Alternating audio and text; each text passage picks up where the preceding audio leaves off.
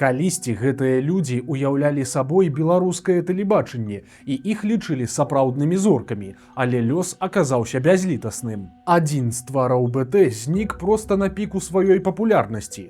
Другі вядучы пасля закрыцця сваёй праграмы дзеля таго, каб выжыць, быў вымушаны стаць дворнікам, а жыццё яшчэ адной легенды тэлебачання скончылася сапраўднай драмай. У нашым відэа мы раскажам захапляльныя і шмат у чым трагічныя гісторыі вядомых беларускіх вядучых.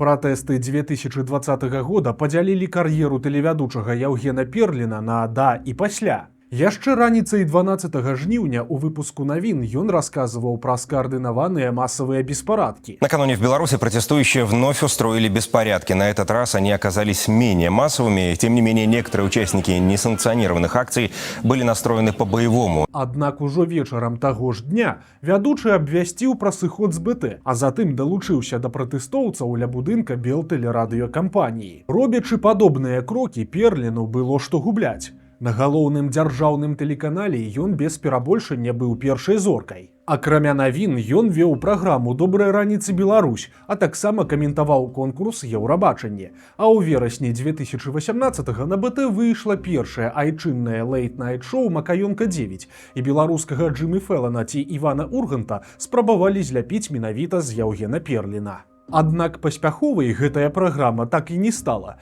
Ёй бракавала свабоды ў самавыяўленні, а шоумену імправізацыйных навыкаў. У выніку за гумар сталі адказваць запрошаныя ў якасці вядучых прафесійныя комікі, а з сыходам Перліна з БТ перадачу проста закрылі.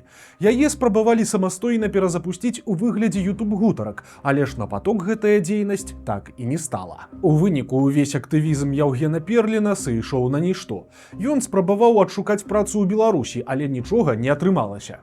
Рыгор Азаронак нават сцвярджаў, што вядучы прасіў вярнуць яго на БТ. А потом приползал к председателю, просился назад, умолял вернуть, но вони в помещениях терпеть не пожелали. Он пригодился только в одном качестве – залатать протекший потолок. Яўген Перлін усё гэта абвяргаў, але ў выніку па зразумелых прычынах на тэлебачанне вярнуцца так і не змог. Пасля пачатку вайны ва ўкраіне шоумен абвяшчаў пра ад'езд з Беларусі, але ж урэшце ён вярнуўся. Калі ў 2024 ён з'явіўся ў рэкламе Крамміла, то яе давялося хутка выдаліць пасля рэакцыі лукашэнкаўцаў. Жыць Яўгену Перліну на радзіме не замінаюць, але займацца публічнай дзейнасцю ён не можа. Цяпер былая зорка БТ зарабляе на вядзенні вяселляў і карпаратываў у Еўропе, Арабскіх Эміратах ды Расіі. У канцы 90-х Кірыл Слука быў адным з самых пазнавальных людзей Беларусі. Пры гэтым называць яго проста тэлевядучым было б няправільна. Адначасова з працай на БТ артыст спяваў у музычным дуэце Ка-Слука ды Кавалёў, песні якога актыўна круцілі паўсюль, а таксама ён меў сваю праграму на радыё. Затым былі сольнае плаванне, няўдалае супрацоўніцтва з расійскім прадзюсарам Ігарам Крутым ды другая хваля папулярнасці, калі Кірыл Слука выпусціў знакамітую песню про Белоруссию. Я думал, я выдумал твои волосы светло-русые и назвал тебя любимой, любимая Белоруссия.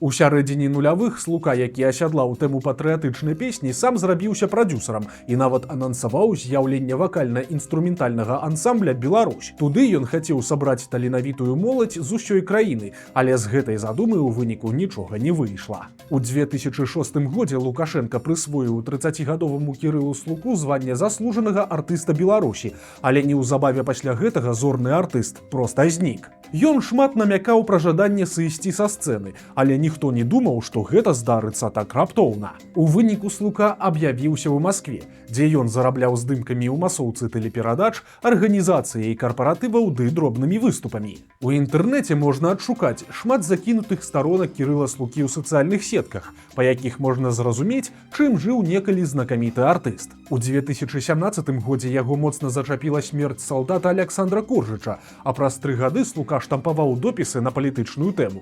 Праўда, іх сэнс быў зразумелы толькі іх аўтараў. Акрамя таго, у сеціве можна знайсці новыя песні і нават кліпы Кірыла Слукі, але ў іх замест 51-гадовага артыста грае яго копія, створаная штучным інтэлектам. Усё жыццё легенды беларускага тэлебачання Ірыны Смольскай прайшло на публіцы. У дзяцінстве яна выступала ў знакамітым ансамблі «Равеснік», а ў 92-м годзе выпускніцу Інстытута культуры запрасілі на кастынг БТ. Тэлебачанню незалежнай краіны моцна бракавала свежых маладых твараў у кадры, і эфектнай бландынцы ўдалося прайсці жорсткі адбор. На БТ яна была адной з першых вядучых праграмы «Добрая раніца, Беларусь», а ў сярэдзіне 90-х тады яшчэ Ірына Аляксеева утварыла самую медыйную сямейную пару краіны, выйшаўшы замуж за знакамітага спевака Дмітрыя Смольскага і узяўшы яго прозвішча. Аднак у пачатку нулявых дыктарцы давялося сысці з БТ, а здарылася гэта праз тое, што Смольская падтрымала сваю звольненую калегу Элеанору Язерскую. У выніку Ірына некаторы час адпрацавала ў аркестры Фінберга, пасля чаго уладкавалася на СТБ. На нядаўна створаным канале Смольская была галоўнай зоркай, а ў 2008 годзе яе прызналі найлепшай вядучай інфармацыйнай праграмы ў Беларусі. Працу ў кадры вядучая сумяшчала з кар'ерай спявачкі, а ў інтэрв'ю прызнавалася, што пасля 40 жыццё толькі пачынаецца. Але, на жаль, яно раптоўна абарвалася 9 студзеня 2022 года. Сябры расказвалі журналістам, што ў 51гадовай вядучай былі праблемы з сэрцам, а незадоўга да трагедыі яна паламала руку і часова засталася без працы. Апошнім праектам у жыцці Ірыны Смольскай была праграма пра надвор'е на канале РТР Беларусь. Вядучага Александра Купрыянова беларусы ў кадры амаль не бачылі, але яго голас добра знаёмы адразу некалькім пакаленням. Спачатку Александр Купрыянаў адказваў за Воўка Вову ў «Калыханцы», а ў пачатку 90-х прыдумаў унікальнага персанажа для беларускага тэлебачання. Па легендзе, іншапланетянін Паца-Ваца прыляцеў з Альфа-Мега-Цэнтаўры і на зямлі пазнаёміўся з дзяўчынкай, якая паказала яму свет мультфільмаў. Прышэльцу настолькі спадабалася, што ён застаўся. Адметна, што ў першых выпусках Паца-Ваца размаўляў выключна па-беларуску. Прыняў дыяпазон голасу, пераходжу на мову аб'екта. Зялёны іншапланетянін імгненна зрабіўся культавым героем, а мульціклуб стаў адной з самых папулярных перадач на БТ. Разам з класічнымі дыснеўскімі творамі яго аўтары імкнуліся знаёміць малых беларусаў і з айчыннай мультыплікацыяй. Аднак у 2007 годзе культавую праграму закрылі. Па-першае, гэта здарылася праз тое, што ўлады забаранілі размяшчаць рэкламу ў дзіцячых праграмах, і ўсе спонсары былі вымушаныя сысці. Акрамя таго, высветлілася, што многія мульцікі ў перадачы паказвалі незаконна. Александр Купрыянаў банальна купляў дыскі, прыносіў іх на працу і нават не задумываўся пра аўтарскія правы. Ну а з выкананнем усіх законаў мульціклуб адразу станавіўся вельмі нерэнтабельным. Пасля гэтага неаднаразова з'яўляліся чуткі, што легендарны Паца-Ваца вернецца на экраны, але гэтага так і не адбылося. Нягледзячы на гэта, персанаж пакінуў вельмі моцны след у гісторыі Беларусі, і з ім дагэтуль робяць прынты на футболках і нават гадзіннікі. Аднак славы Пацы-Вацы з ім так і не змог падзяліць яго стваральнік. Купрыянова, які падчас здымак быў вымушаны сядзець пад сталом, мала хто ведаў у твар. Пасля закрыцця мульціклуба акцёр перабіваўся здымкамі ў масоўцы і нават некаторы час працаваў дворнікам. Не абыходзілася і без алкаголю. Сёлета Александру Купрыянаву споўнілася 55 гадоў. Нядаўна ён перажыў другі інсульт і мае праблемы з маўленнем. У сваіх сацыяльных сетках тэлевядучая Марына Грыцук сёння публікуе выключна фота са здымак, падарожжаў ды сумесных мерапрыемстваў з зоркамі і нічога не нагадвае пра трагічныя падзеі, якія здарыліся з ёй усяго некалькі гадоў таму. Эфектная ўраджэнка Брэста праславілася ў пачатку нулявых дзякуючы гульні ў КВН у складзе легендарнай каманды беларускага дзяржаўнага універсітэта. Амаль усе яе ўдзельнікі ў выніку сталі паспяховымі шоумэнамі, прадзюсарамі ці сцэнарыстамі. Тое ж здарылася і з Грыцук. Доўгі час яна адпрацавала на канале АНТ, а таксама вяла славянскі базар ды прысутнічала на інаўгурацыі Лукашэнкі. У 2019 годзе беларускі КВНшчык Яўген Смарэгін запрасіў сваю зямлячку ў Кіеў здымацца ў папулярным гумарыстычным праекце «Дызель-шоу». Тая пагадзілася і пачала жыць на дзве краіны. Пасля канцэртаў Грыцук на машыне адвозілі ў аэрапорт ці на граніцу, і яна спакойна вярталася ў Мінск да мужа і 4 дзяцей. Тое ж павінна было магло здарыцца і ў ноч на 24 лютага 2022 года. Грыцук пабыла на банкеце пасля выступу і рушыла ў бок Чарнігава. У нейкі момант насустрач машыне выехаў танк, адкуль вылез чалавек і загадаў кіроўцу вяртацца назад. Што было далей, расказваў ужо згаданы Яўген Смарыгін.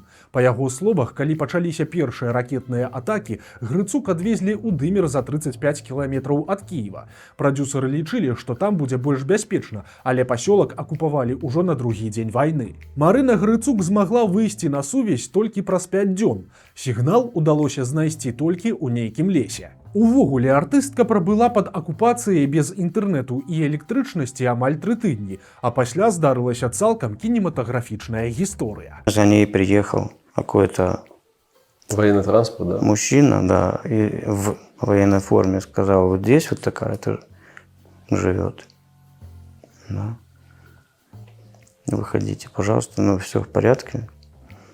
И ее отвезли в Минск, ну, на границу з Беларусью. Па словах розных удзельнікаў дызель-шоу, беларуску эвакуявалі на радзіму ці то на танку, ці то на БТРы, а дамовіўся пра гэта яе муж, спявак Акім Тышко. Сама ж вядучая тыя пякельныя дні ніколі не згадвала і ўвогуле публічна не выказвалася на тэму вайны ва ўкраіне. І маўчанне дазволіла ёй працягнуць сваю кар'еру. Ужо праз лічаныя месяцы пасля падзей у Дымеры Марына Грыцук вяла ўрачыстае мерапрыемства ў гонар юбілею беларускай адвакатуры, а затым вярнулася і на тэлебачанне. Сярод іншага, Грыцук працуе ў беларускім філіяле расійскага канала ТНТ, а таксама вядзе розыгрышы гульні гандлёвай сеткі Еўраопт. Акрамя таго, былая зорка украінскага дызель-шоу не адмаўляецца ад удзелу ў мерапрыемствах у Расіі. Элеанора Язерская ўсё жыццё пражыла ў цэнтры Мінска і была адным з яго сімвалаў. Яна любіла яркае жыццё і мела шматлікіх сяброў ды прыхільнікаў, у тым ліку і вельмі ўплывовых. У 80-х выпускніца кансерваторыі стала вядучай, а музычны салон Элеаноры Язерскай першай праграмай на савецкім тэлебачанні, названай у гонар яе аўтара. Музычны салон перажыў і ліхаманку перабудовы і ўтварэння новай дзяржавы. У 90-х Язерская перайшла ў эфіры на беларускую мову і стала надаваць больш увагі айчыннай культуры. Калі Лукашенко вярнуў савецкую дзяржаўную сімволіку, менавіта культавая тэлевядучая назвала яе «Закатам над балотам». Элеанора Язерская шмат вандравала па свеце і ў салідным узросце закруціла раман з маладым прыхільнікам. Аднак у 2001 годзе новае кіраўніцтва БТ вырашыла закрыць музычны салон. Вядучыя прапанавалі іншыя праекты, але тая катэгарычна адмовілася і са скандалам звольнілася. Былой тэледзіве было цяжка прыняць перамены, сваю адзіноту і незапатрабаванасць. Элеанора Язерская вяла сваю рубрыку ў ранішняй праграме на СТБ і ездзіла з катом на фестывалі. Але ж у параўнанні з былой славай гэта былі проста дробязі. Ну а эпатажныя вобразы са старэлай дзівы больш не ўражвалі звычайных беларусаў, а хутчэй іх здзіўлялі. У апошнія гады жыцця Язерская часта ўпадала ў дэпрэсію. Пераважна сядзела дома і бясконца глядзела тэлевізар, па якім паказвалі ўсё менш культурнага прадукту, які яна вельмі высока цаніла. Супрацоўнікаў БТ былая тэлезорка называла дылетантамі і непрафесіяналамі, якія ствараюць кантэнт нізкага інтэлектуальнага ўзроўню, а беларускіх артыстаў яна разносіла за прымітыўную творчасць. 16 мая 2014 года ўсе беларускія медыа паведамілі пра смерць Элеаноры Язерскай. Аднак трагедыя 67гадовай жанчыны здарылася амаль за тыдзень да таго, як пра яе стала вядома, і сваякам пасля давялося апраўдвацца за тое, што яны забілі трывогу занадта позна. Праз дзіўныя абставіны нават пачаў гуляць жудасны міф пра тое, што калі Язерскай не стала, яе кот карміўся плоццю сваёй гаспадыні. Хутка пасля смерці беларускай тэлезоркі побач з яе домам знайшлі мноства выкінутых рэчаў, якія належалі Язерскай. Кватэру ў сталіцы на плошчы Перамогі проста прадалі, але перад гэтым сваякі знішчылі ўсю музейную атмасферу, якую стварала знакамітая тэлевядучая. Гісторыі нашых герояў вельмі розныя, але ж фінал у іх аказаўся шмат у чым падобным. Праца на беларускім тэлебачанні дала ім пазнавальнасць і славу, але не змагла гарантаваць ні паспяховай будучыні, ні нават банальнай чалавечай удзячнасці. Ад культавых перадач імкліва пазбаўляліся, а учорашнія зоркі заставаліся проста пазабытымі.